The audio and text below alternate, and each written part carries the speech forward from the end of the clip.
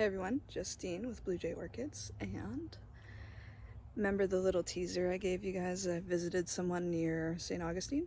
Well, that someone is actually in Jacksonville, and he is Joshua Jones from the Orchid Den.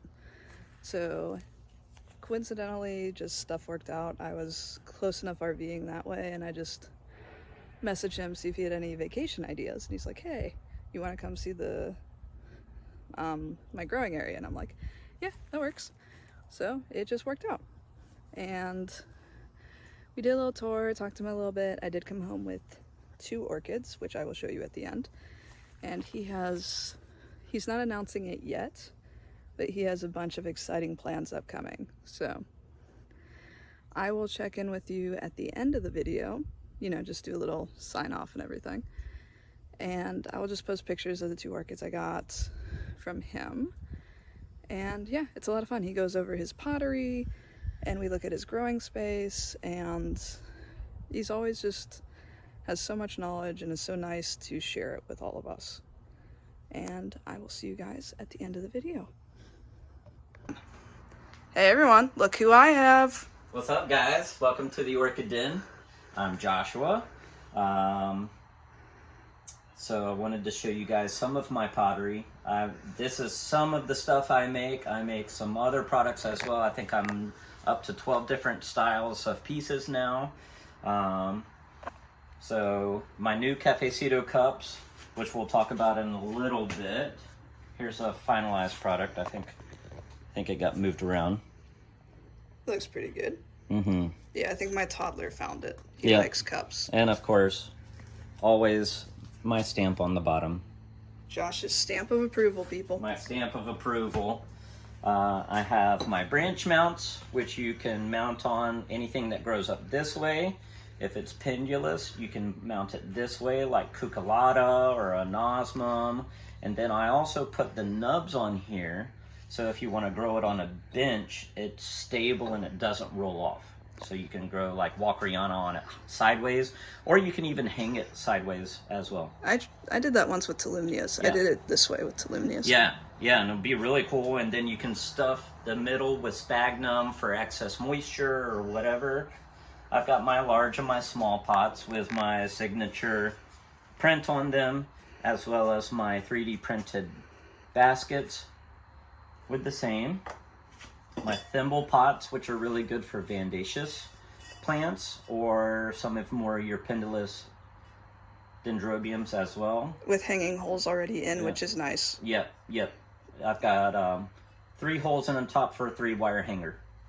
And I do 3-wire hanger because then it's not cramped up and you have to get a lot of the wires out of the way. So you can buy the 4-wire hanger and cut it off. And then you keep the wire and you can use it to make hangers. To hang for exactly. These guys are my number 1 and 2 selling item, my lily pads. And I'll show you an example of how to use these in my greenhouse. So you can use it as a mount this way, or you can hang them this way as well and create a really nice, unique piece. And then, of course, my neopots. I slip cast these with liquid clay in my mold, which I'll show you next. And then I hand carve every single hole and actually the feet to really, really make. I'm the only one that makes the traditional Japanese falcata pots in America, which are super cool. Yeah, I have one. So what I'll do first is I 3D design my pots. On some of my pots, I use 3 different styles to make my pots. I hand build, I throw on a wheel, and I slip cast. So this was slip casting, where I design in a 3D software. I'll use a 3D printer to print out the positive mold, and then I'll surround this with a metal frame and pour in plaster mold. So then it pulls out like this. And then I can pour liquid clay in here, let it sit for about 30 minutes to an hour, pour the excess out, and then I'm left with a really nice shell that I can carve to make my neopots. Which is this bad boy here. Mm-hmm. So, it takes a lot of time to do all this. It does take a lot of time. And so what I'm doing now also, is I'll show you this. This guy's a little dirty, but that's okay. So I 3D printed to make a silicone mold of my cafecito cups. So here's the bottom, and here's the sides, and then I'll make the silicone molds to make plaster molds. So I can use this to make 100 or 1,000 molds if I want to. So these are really important, and they do cost a lot of money because the silicone, this is about $100 worth of silicone here. Crazy. So even before I get to a finalized product like this, I've already have like $250 worth of time and effort and materials invested into it. But once I get to this stage, I can pour the plaster molds into here. They pop out. They fit together like a puzzle. Oh, I was wondering why the one had holes. That's why the one has holes. So they fit together like a puzzle and interlock, and then I rubber band them together. I pour in the liquid slip like I have here. So it's really just very viscous. Let it sit in here, pour it out. I'm left with a really nice piece with the contour. I'll clean it up, add on the handle. It's ready to fire. Then I can glaze it and then fire it again, and that's where the silica-based glaze comes out really glassy. Mm-hmm. We go from just flat and then pop. Yep. And I have multiple different colors of glazes. I have underglazes. Does it shrink a little when you add it? Yes. Or is it just color? No, it definitely shrinks. Even between the raw clay to the bisque-fired clay, it shrinks, and then after glazing, it shrinks even more. So you have to really consider like how to get the size you want. Yes, and each clay shrinks at a different percentage too. Mm-hmm. So you really have to be on it with shrinkage rates and everything, because some shrink at 12%, some shrink at 15%, some shrink at 20%. There's a lot of thinking so and science behind everything. Yeah, a lot of testing and a lot of time, and a lot of science and mathematics that go into designing and doing everything as well. All right, so you feel happy with what's in here? Oh yeah. Should we go look at some fun flowers? Yeah, let's turn around and we'll show you some of my big antelopes that I pulled out. It's been cold the last few days, but I wanted to show you guys, these are my specialty. I've been studying antelopes for almost 20 years. I've been mentored by some of the best antelope hybridizers in the world. And so this guy is a primary hybrid between Antenatum and Stratiotes. It's called Dendrobium samurai. That's one of my big plants I grow out by the pool. Spring through fall, of course, it's starting to get cooler. Once it starts getting under 60 degrees, I bring them into the garage, and then once it gets even colder, I bring them into the greenhouse. Oh, here we go. We got some good light on this one. Yeah. And then labellum. Yep. The spotting on it. The labellum, it has a really nice purple veined lip on it. And it is a tri-lobed lip. A little fragrant? It is fragrant. Yeah, this one is fragrant. Because a lot of them aren't. Not a lot of them are. But this one does have a slight honeysuckle smell to it. And we got a helicopter? We got a helicopter. Oh, yeah. Well, NES Jax is over almost across the river. All right, next up is Dendrobium tangerinum. And it gets its name appropriately. It's the tangerine orchid. A lot of people will actually call this Streboceras, or a variety of Streboceras, and it's really wrong because there's only one tangerinum, and you can really get the purple lip on the labellum there. And that's what really makes this. This is actually one of my 2 tangerinums. I haven't gotten an award on this, but I do have a culture and a flower award on my other tangerinum. Yeah. This guy's getting, it's a big plant. All the flowers getting ready to open on this. Just some of the spikes are open already. I would call this a medium-sized plant. It's not a small plant. It's not a really big plant, which we'll show you a little bit later. but it'll bloom twice a year. And Flowers it's a cute stay a flower. long time. It's really a petite flower, and it really in the longevity with hybridizing it, it'll add a lot of color to the next generation of progeny. Yeah, because it doesn't have there's not a whole lot of flowers this color with like the purple Right. and stuff. Right. Especially the antelope, because most of the antelope I'd say is more in this range. Well, and purple. And a lot of the hybrids, you basically have like a lot of yellow and brown hybrids because of Goldie Eye, because of Merbellianum. And so what I'm trying to do is bring in more color, but also bring a lot of the size of the antelopes down to where they're more manageable. Because even at this size, even though it's really manageable for me, not everybody can manage this size in their personal collection at home. Because you got to move this when this gets cold. Yeah, definitely. The only rule of thumb is keep these guys above 60 degrees. 55 is usually the rule, but I like a little bit of wiggle room. And they actually do a lot better bringing them in when it gets below 60 degrees. All right, so I think we have more stuff this way now. Yeah, come on, let's check it out. Go ahead, run. You're not going that way? This way.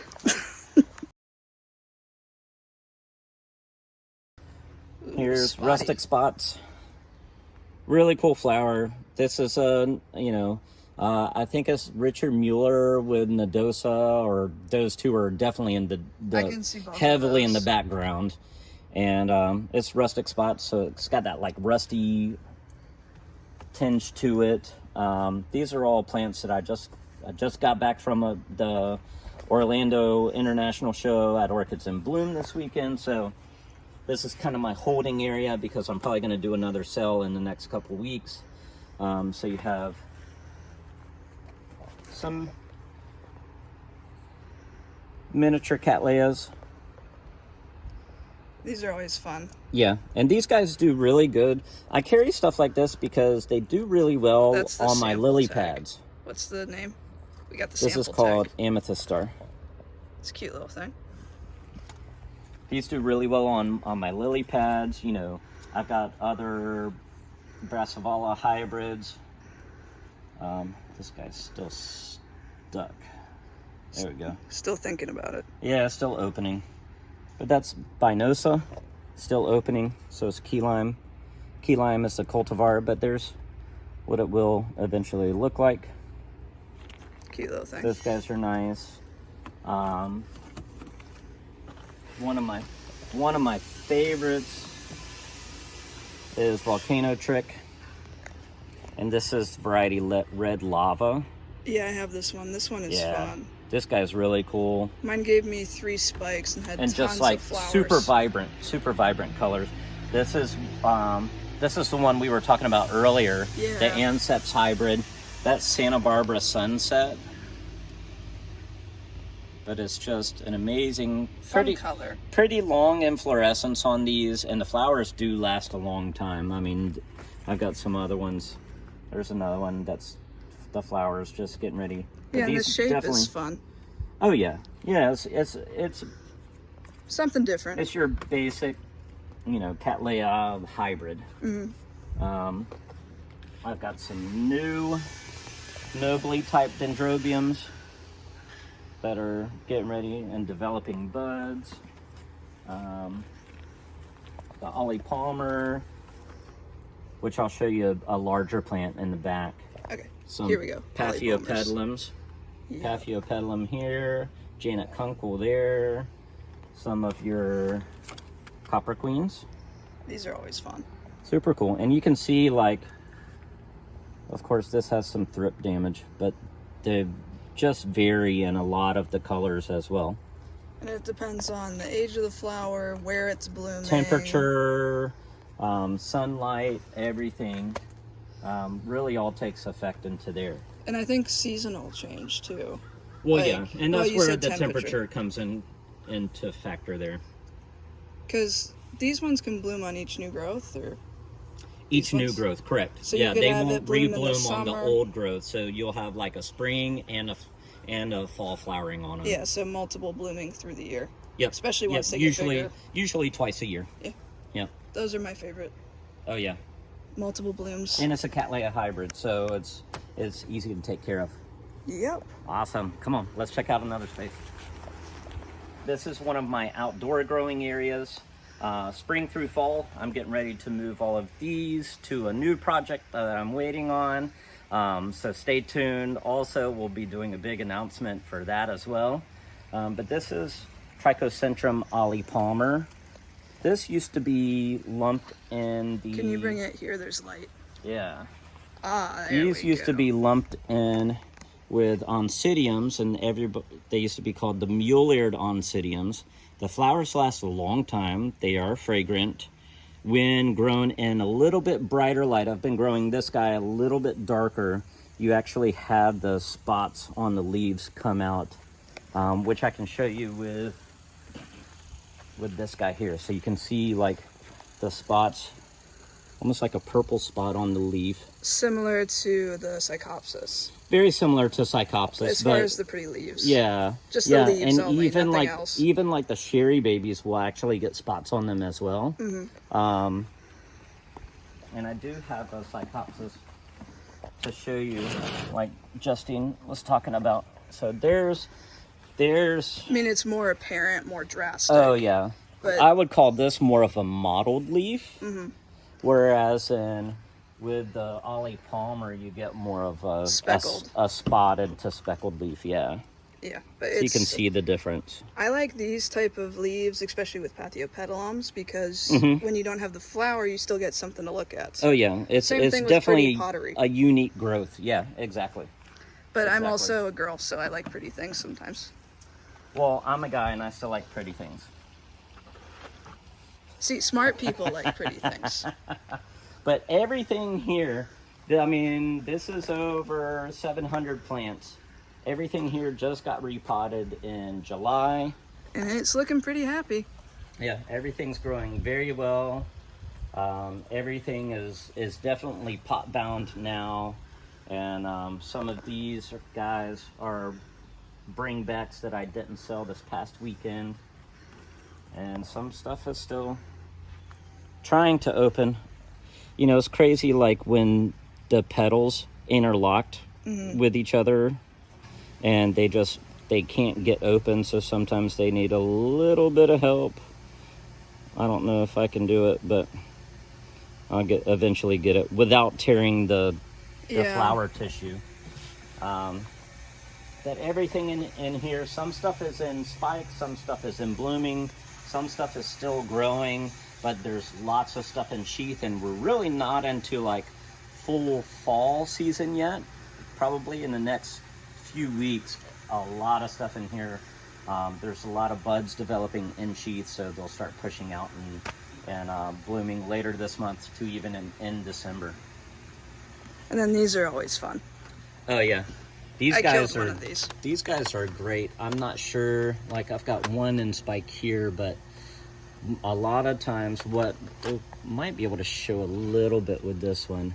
It's got they open up with a little yellow and then they actually fade to the white. Yeah, they're nicknamed like the popcorn oncidiums. Or is that a different one?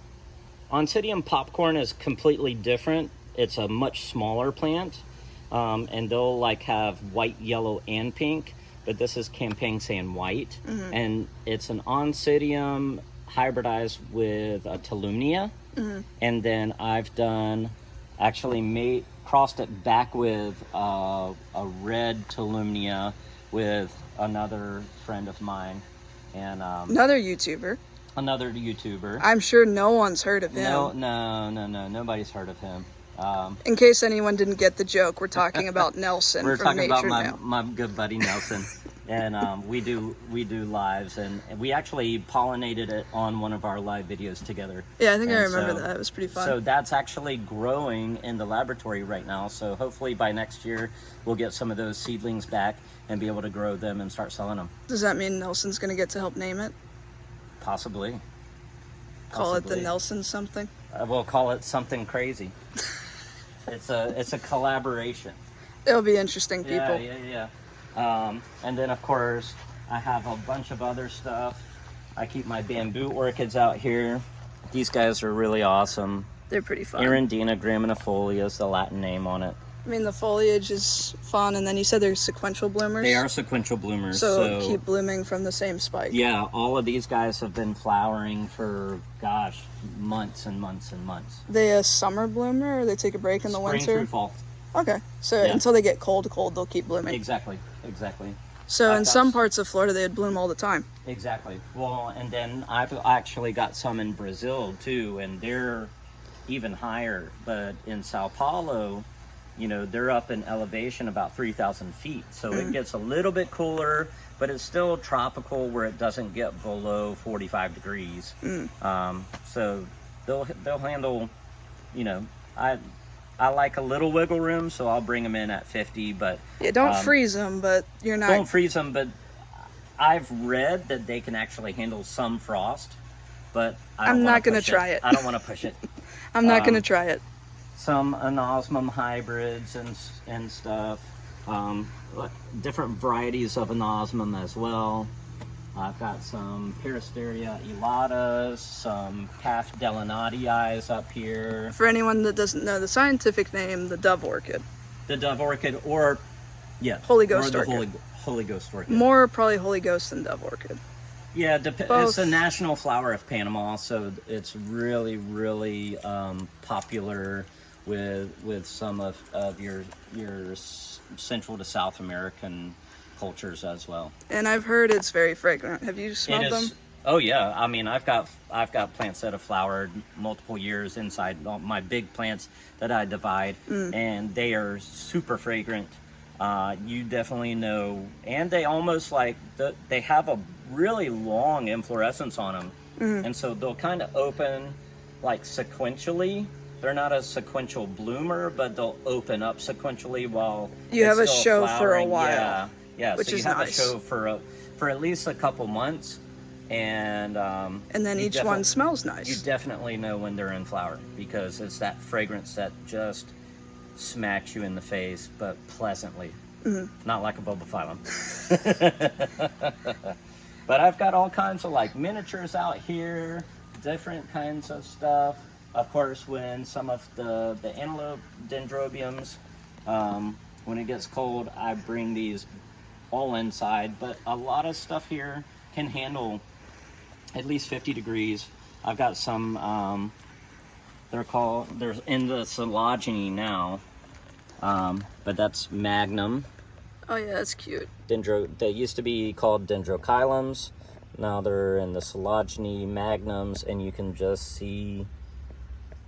They're very small little flower. Yeah, and these are very fragrant too. And usually, like with these guys, you can see just how big they get.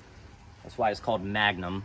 But usually, you'll have multiple inflorescences on these, and it is a really fragrant flower as well. And the flowers will last, so they'll start opening here, and then they'll just slowly all open as they get longer and longer. So this is actually a first bloom on one of these big plants. It only takes 2 to 3 years to get a really nice specimen sized plant. It's a nice fast grower. Fast and vigorous grower. Yeah. Fragrant stuff? Super fragrant.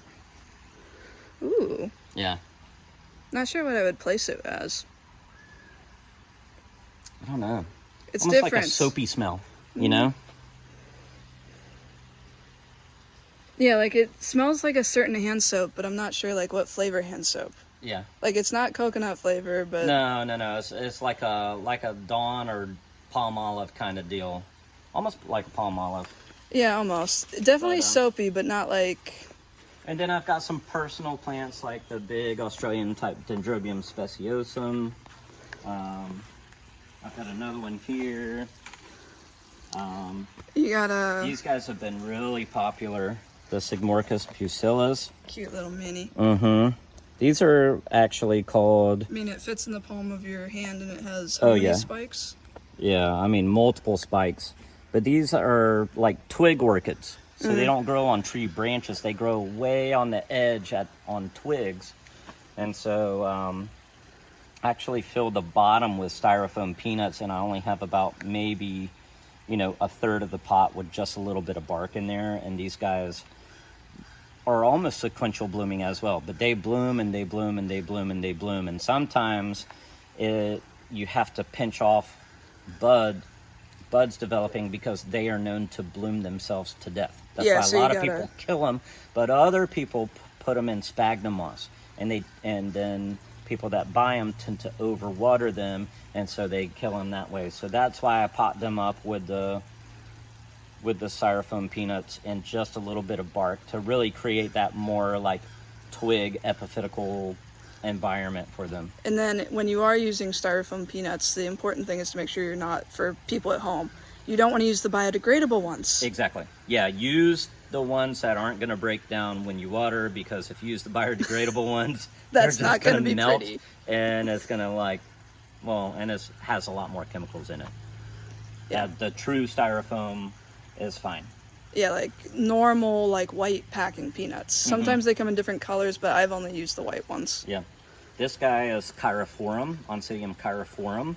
This is actually the miniature species that makes up Oncidium twinkle, the Siku margarets, and everything. And it actually has a nice yellow flower with a white little labellum. And they stay compact just like this. They want lower light. They tend to be a little bit more intermediate to warm. So keep them in lower light conditions and you won't burn the leaves. Oncidium, of course, Oncidium twinkle and Siku margaret tend to do better in very low light conditions as well. But you get these long inflorescence that are branching with tons of tiny white fragrant flowers. Yeah, I have a couple different twinkle hybrids, and they smell amazing. They remind me of vanilla cookies. Yes, definitely. Or sugar cookies, sorry. Is this daisy chain, or what bulba we got here? Yeah, it is daisy chain. It's actually on its way out. It's still pretty, though. But yeah, that is exactly daisy chain. I like it when I know the flower. And then, does this one still move the mouth like most bulbos, or no? No, it doesn't have a hinged labellum on them. But it does like the nice fan, and it's a pretty easy growing bulbo. And it's basically a free blooming plant as well. So and these are super easy to grow. These guys I just repotted also back in July, and they're already they're pot bound. So I'm holding the plant, not the pot. So super easy. These guys get watered, low light condition, watered 3 times a week. They stay moist. Yeah, because you got we're underneath the big oak tree. So if anything, they're only getting filtered light. Yeah, very filtered light. And then it's a little brighter over here because the tree's not brighter, but the sun's gonna be past that tree in the next 15 minutes. And it's, what time is it now?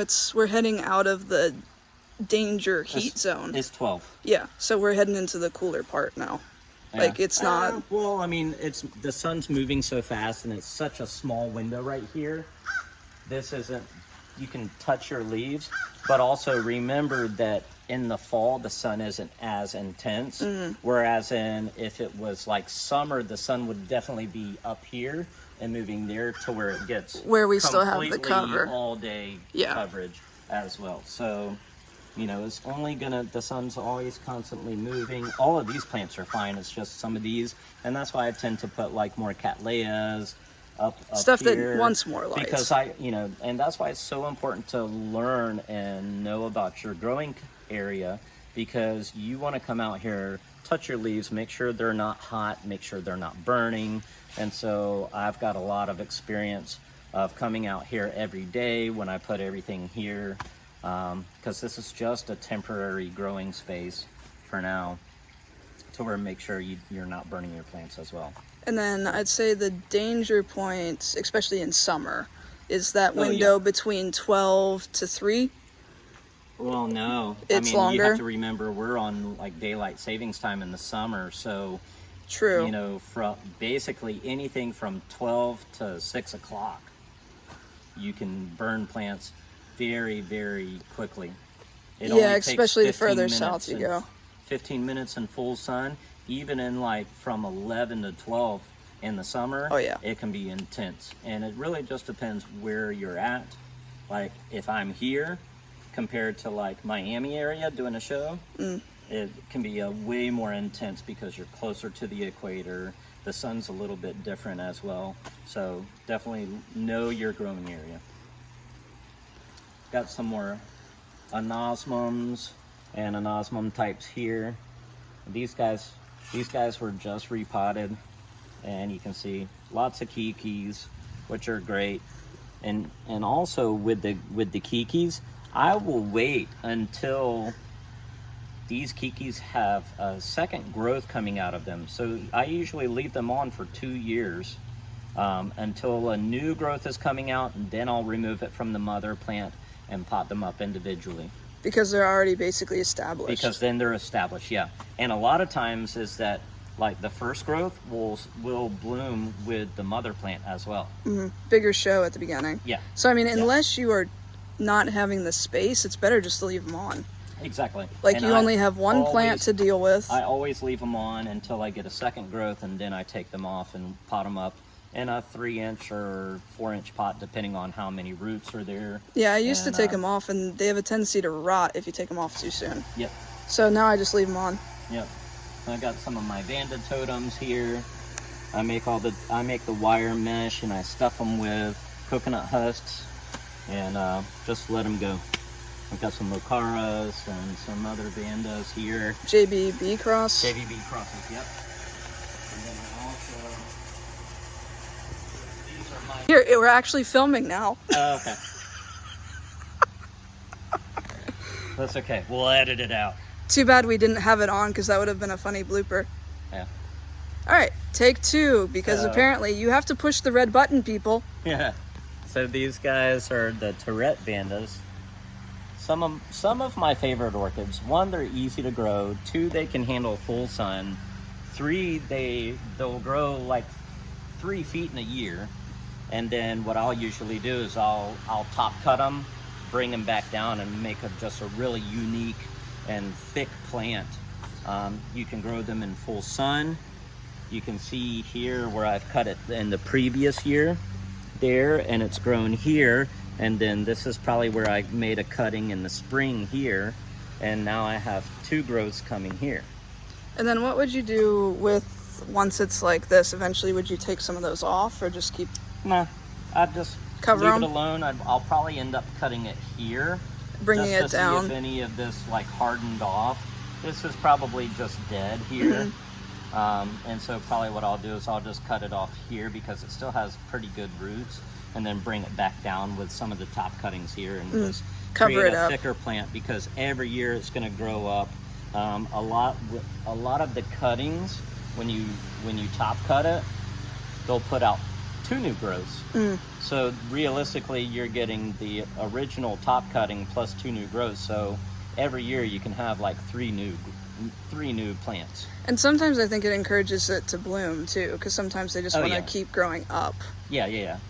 And a lot of times they won't flower until they're actually above their growing space, and they have a lot more like flowing in the wind. Just recreates more of their natural elements. Yeah, more of their natural habitat. Because it's almost like a survival thing. They would get snapped, Yeah. and therefore they need Well, to get and you have to flowered. think in nature too, they're probably mostly climbing up a tree, and it's not until they get up into the canopy of the tree where they're blowing around and reaching full sunlight that they're going to flower.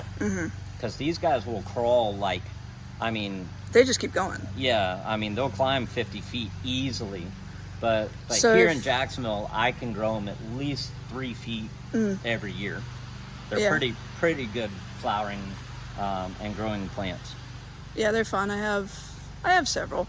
And then Yeah. the spike is fun too, because it kind of... you can see like this guy has a spike way up here too. And then this one. Yep, that one's and They're kind of fun because they blend into the foliage. yeah. So they're almost, if you're not paying attention, they're a nice little surprise. Yeah, but all of these guys in the springtime, like about, well, late spring, early summer, like May, they were just a bouquet of flowers. I probably had 20 spikes Oh, and and they were then just going crazy.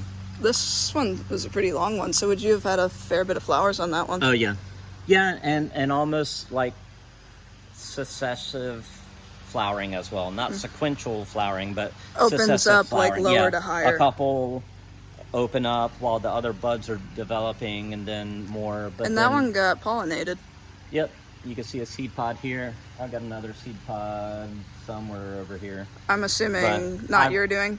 No, not my doing. That's why I pulled it down and broke the spike or the inflorescence. So I don't even know. Let's see. If it formed? Oh, I'm sure there's some kind of seed in here. Oh, Yeah. it's pretty fun. So you can see just how small the seed are. I mean, you can see all on my thumb there. Probably at least 100 seeds. And then so, with orchid seeds, it's not like normal plants. A lot of them don't self-seed. They need a fungus to kind of help get them started. exactly, because they don't have that endosperm surrounding the actual embryo. It's basically a raw embryo in a rice like kind of looking sheath. So they don't have any sugars or endosperm to help germinate those seeds. Which is why a lot of people send them to labs and Yeah, stuff. that's why you have to do in vitro flasking. And this is also one of the reasons orchids are more expensive. Yes, because unless even you're from taking a division. seed to flower, it's usually 5 years. And I mean, some of them, there's a few orchids that you can take divisions because of how they grow. right. But as far as starting from scratch. Yes, most of the time it's easier propagation by division than sending out a seed pod or even like a meristem clone. You still have to start from ground zero. And there's still a lot of stuff that can go wrong when you do that too. Exactly. Oh yeah. Stuff can get infected, stuff You can can not get bacteria grow. growing or fungus growing inside the actual flask. Sometimes the seed isn't viable. Yeah, there's a lot of sterile clones. There's a lot of issues that can go wrong, and everything. So that's why orchids are not cheap. But we still love them. Yeah, we still love them. All right. So let's go to the greenhouse, and I'll show you some other cool stuff. All right. So first thing we're going to talk about is this tiny The elephant in the room. dendrobium. I mean, we're zoomed all the way out. I'm getting out of the greenhouse. So the top of my greenhouse is 12 feet tall, and It's just they're- about there. they're leaning over, so probably if the spikes were a little bit taller, they would be hitting the ceiling. Yeah. It's Just a little baby One of the dendrobium. tallest antelope dendrobiums that I know of. There's some other growers that have some that are 6 and 8 feet tall, but just to the poles, that's 8 feet. And I mean, the roots basically are touching. Yeah. It's not like it's standing up in a pot. No. It's not on It's anything. not on a bench or anything, so. Yeah. But yeah, this is. Would this be your baby? This is one of my babies. This is actually a hybrid and not a species. But this is Dendrobium malleesparkle. I got this guy a few years ago when it was probably about 6 foot tall. And in the last couple years, it's just gotten crazy big. So I'm excited to have made some bigger space to grow it in appropriately here soon. Of course, I've got, antelopes are my favorite. I've got some variegated leaf antelopes. And then what's the name on this one? That is dragonfly. Yeah, cute name variegated. too. Yep. And then that will be the flower. Yep. Yeah, bunch of Cute little flower. And these are seedlings. And I've sold, those are really popular, but there's only about 53 antelope species in the world originating from Papua, Indonesia area, some even in northeastern Australia. I have over 30 of the species, and I believe I have one of the largest, if not the largest, antelope species collection in America right now. So And there. I'm using them, and my hybridizing as well.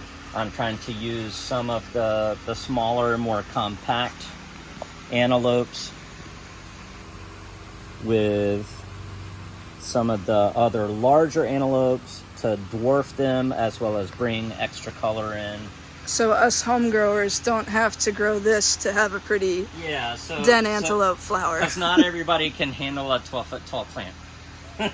Me, I cannot handle a 12-foot tall plant. Yep. And so I wanted to show you guys also, this is how you can use the lily pads. You can use it as a mount this way, or you can use it as a planter for like miniature cattleyas or phalaenopsis, some of your dendrobiums and other miniature oncidiums as well. And then you added moss to yours. You can also do it bare root like you did that one. And depends on the plant. Yeah, it really depends on the plant. But like when I pot them up this way, I do put sphagnum moss around it because it adds extra moisture for the roots. But it does dry out fairly quickly because the within terracotta 2 to 3 days because the clay actually wicks water away from it and will hold it as well. Yeah. I've got some Cattleya cernua that are starting to establish on. I call these my barkies because they're look like little tiny bark mounts that way. I've got all kinds of stuff in here. Here's George King Serendipity that's actually just opened up last night. So it'll continue to really flex out and the flowers will get a little bit more spread out and grow. But yeah, that's a fun one. That way. Bunch of adobe splashes. Those ones are more antelope dendrobiums in here. Yeah, I like lots this of one. color. Too much. There we go. Yeah. This color. Yeah, that's got some. I'm actually using that with some of the smaller ones to hybridize and dwarf down. Oh. And then This is Grainier's Felicity Blue Honey Pie. And it's a really, really true cerulean. Yep. Like light purpley cerulean. Yeah, Mr. Grainier was like one of the best cerulean hybrid Can I see the tag? Or is hybridizers out there. And so granular Felicity. Yeah. Blue honey. That's a fun name. Yeah. And he's the same one that actually hybridized the CG Roblins. Beachy. Yeah, I've seen those in pictures. Those are fun. Yeah, those are really amazing plants. I've got some other antelope species, Antenatum.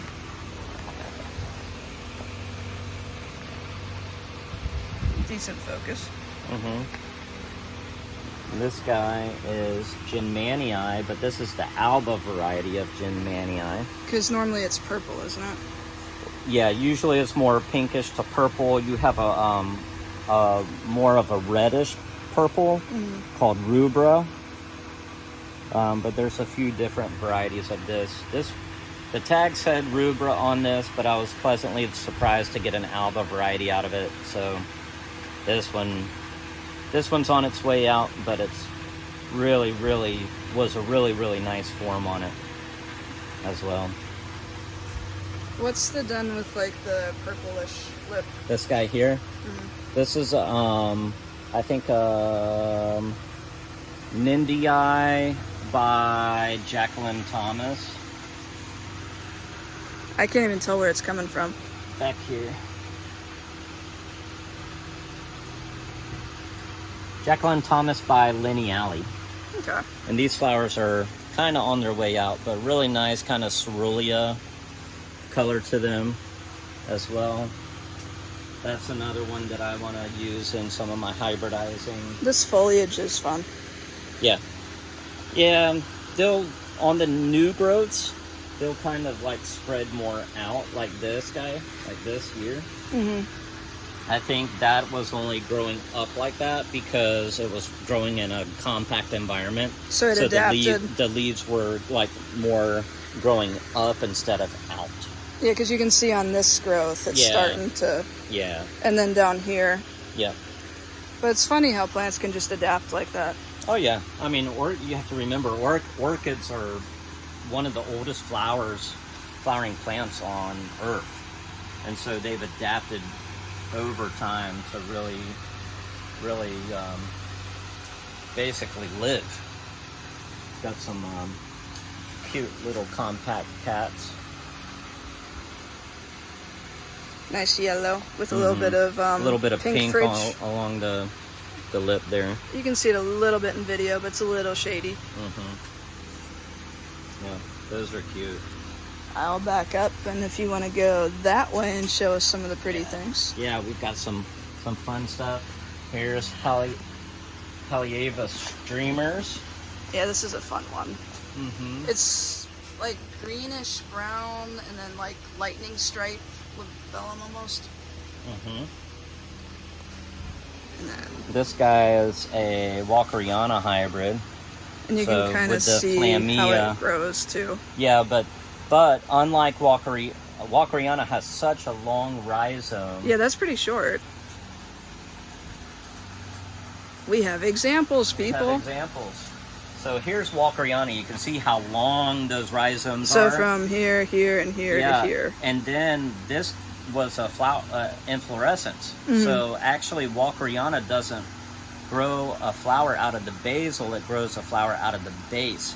And so this being a hybrid, it actually throws a flower, and you don't have to wait for the season. The season. They're basically as soon as, and you can see this one's flowering from a green sheath right here. So as soon, you don't have to wait for them to harden off or become a mature growth. They'll just throw out a flower right away. And they're very fragrant too, and the flaring is pretty too. Yeah. Yeah, I've got some more of these establishing in like some 6-inch baskets. Yeah, and then this is a little bit of a bigger one too. Yep. Same one? Same one. Did we do the tag? Well, we're doing it now. How do you say it? The cow. The cow. So think of like the cow. Like not the cow, but the cow, because it's Hawaiian. The cow. I got some cute little Neostylus. Yeah, these guys are actually getting ready to spike and flower.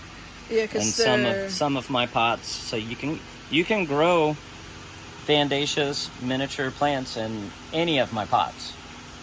And in pots. A lot of people don't grow them in pots. I grow Vandas in a lot of different ways because I don't water enough. Yeah, and what I'll do is I'll put a little bit of styrofoam peanut in there, and then some of my hybrid inorganic media in there, especially for like, loose neary, because it's not like a huge Vanda plant or anything like that. And they grow just fine. Just fine.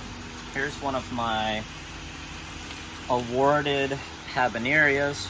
Here, I think we got light right here. There we go. So it's a very different flower. Habaneria regneri, the Orchid Den. I've got an award of merit from the AOS on this as well. And then these ones die back. These do die back. These have a pretty strict culture. So these, after they're done flowering, they'll look like they're completely dying, but they're not dead. So you want to basically, from Thanksgiving until spring, until you see new, like at least 4 leaves, almost like catasetums, mormotes, cycnokes. You stop watering all through the winter, and don't start watering until you see new growth. Or you can take, these are actually growing from tubers inside the pot. You can take the tubers out and then put them in a plastic baggie, but leave them open with a tag in there. And as soon as you start to see new growth coming in, you can repot them up very gently and then wait until they come up through the soil and then start watering them again. But they bloom only in the fall time, once a year. But super cool flowers. Very cool flower. I mean, it's almost like a person, or like yeah, almost sea turtle-esque. yeah. Like here. And actually, the flower part here is the actual lip. Yeah. It's the labellum of the Because flower. this is like the actual. Yeah. So you have the real form of the flower. You have your sepals here, your lateral sepals and your dorsal sepal up here, and then basically the two pieces here and here are actually the petals, and they have spurs on it and everything. So it's very interesting. Super cool plant. It looks much better. This got Best in Show tied with another vendor's plant at the Redland show that was last year in October. So 2022, when Redland got pushed from May to October last year, this actually got Best in Show. So this is a pretty cool plant, people. Yep.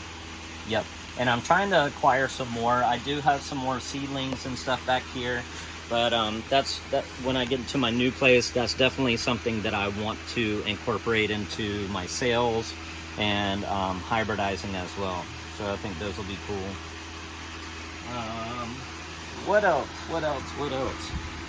Got lots of miniature Antelope dendrobiums. You can see a little bit of, that's a primary hybrid between Coronii and Merbellianum. Almost. There we go. Really nice coloring on it. Not so much like completely vertical petals on it. It's more spread out a little bit. But really nice plants as well. I've got some... I grow a little bit of everything. These are Liparis grossos. These guys grow like crazy. They were only half this size last year. I've got 1 spike, 2 spike on these plants this year. That was a smaller one. You had an even bigger one that you showed me earlier. I had a larger plant. I mean, look at it. And I mean, this one's spiking too, look but at I mean, those even fat pseudobulbs on it. Yeah. So this guy has 1, 2 also. But that one also is growth. Yeah, I mean, this guy's, you can split this one into 2 plants. You could probably even split this guy into 2 plants. But we'll see. Super cool flowers, really, really tiny flowers. Takes low light, really easy to grow. You can grow them inside as well, like a Phalaenopsis.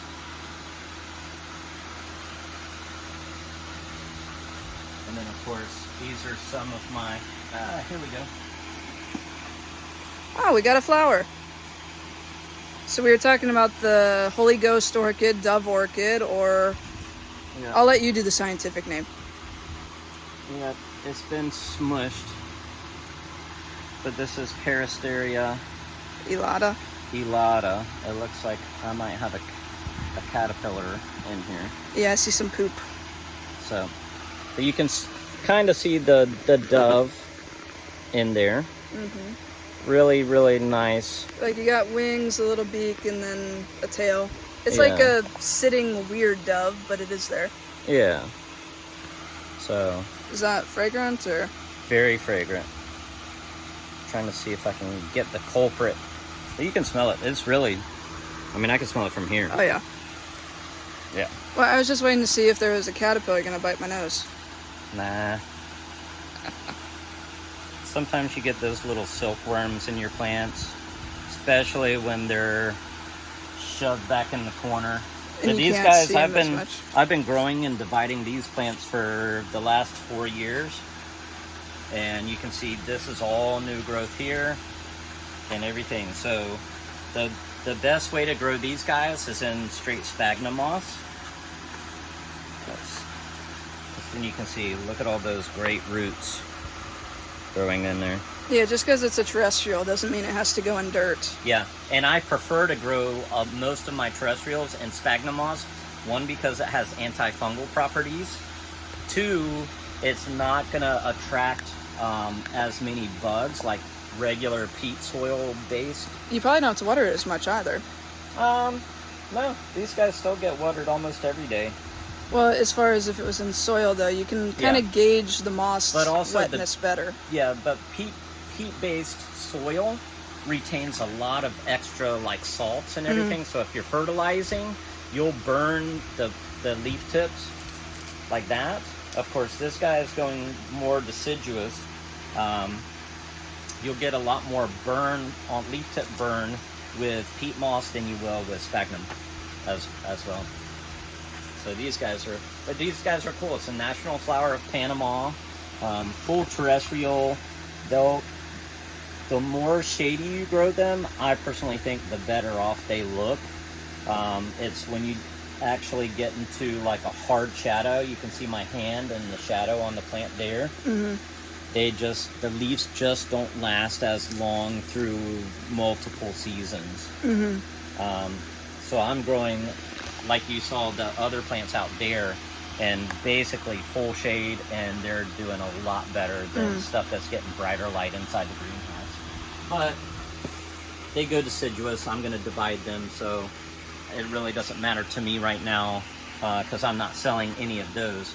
That they get a little more deciduous. Yeah, he's selling the pretty ones. Yeah, I'm selling the young pretty ones, not the old blooming ones. Yet. So that's about it. You can go to my website, theorchidden.com. You can find links to my Instagram, my Facebook, my YouTube channel. Got some new announcements coming soon. And we'll do a big collaboration on that. You can order my pots. You can find you at shows too. Yeah, find me at shows. I've got about 3 more shows in Florida until this season, and then big stuff coming next year. Yep. So thank you, Josh. And Absolutely. We will let you go because my husband's already been saying, "Are you done?" for the past hour. Yep. Thank you guys for tuning in. Make sure you go, you follow, you subscribe, hit that notification button on Blue Jay Orchids so you know when a new video is coming out too. Yep. All Bye. right, guys. Thank you. Alright everyone, hope you guys really like the video. Please like and subscribe, give Josh some love, leave comments. I'm sure he'll be watching if anyone has any questions. And as always, I'll post a little bit of information in the description. And I don't want to announce his special announcement when he's ready. He'll post it on his Instagram or send emails, I'm sure. But I do know it's going to be very exciting. And I also know that he will be getting married shortly, so that's exciting. So big congratulations to him and his fiance. So that will be a lot of fun for them. And as always, keep growing. Bye.